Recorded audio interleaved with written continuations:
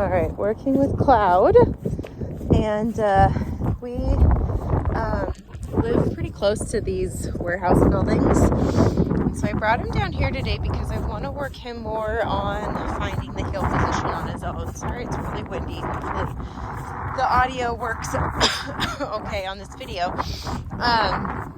And so this long line is just dragging behind me. I'm holding the end of it. I have the e-collar if I need it. And I'm going to pat my leg instead of pulling on the leash. So I want him to be able to maintain the heel position without as much leash help. Now the leash comes into play if we have confusion, we have a lot more excitement going on around us. And so slowly over time, I want him to be able to maintain this position without a leash, even if we're in a chaotic environment, like if we're on a hike. So many functionalities in this.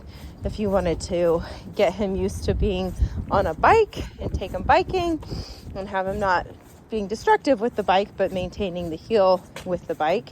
And so really, really important for him to have this skill, but ultimately it puts more responsibility on him than it does on me helping him. So that help comes in the beginning with a dog where they need to learn how to heel, and now I want to get to the point where he knows how to find it with simple e-collar, with a verbal cue, and have him maintain it. So when I stop, he needs to stop. Good boy, heel. Good job, buddy. He does a little check-in, gives me some nice eye contact, and then we carry on. And he's doing good. So I like to work in this environment. Nobody's here today. It's a Saturday. And there's not a lot of distractions. Occasionally we have other people walking their dogs down here off the neighborhood because it's just a safer place. My neighborhood has a lot of off-leash dogs. And so a lot of us responsible dog owners will come down here and walk dogs because most everybody has them on a leash. So really just kind of a safe place for him to learn this. Not a ton of distracting things other than occasional smells. Cloud, sit. Sit. Good boy. Heel. Good job.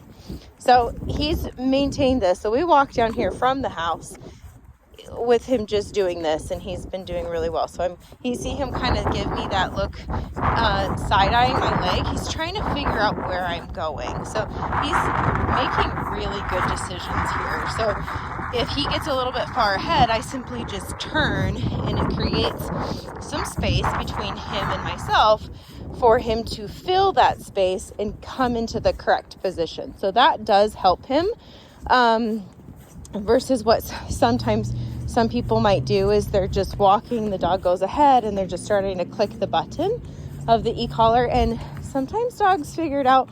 More often than not, they need a gap to fill for them to relieve the pressure of the e-collar. So if I go away, he's following me. I'm not using an e-collar here, but let's say he didn't follow me. I would press the e-collar button. He would have to turn that e-collar off all on his own, and me creating that space gives him a place to do that. So it does help him.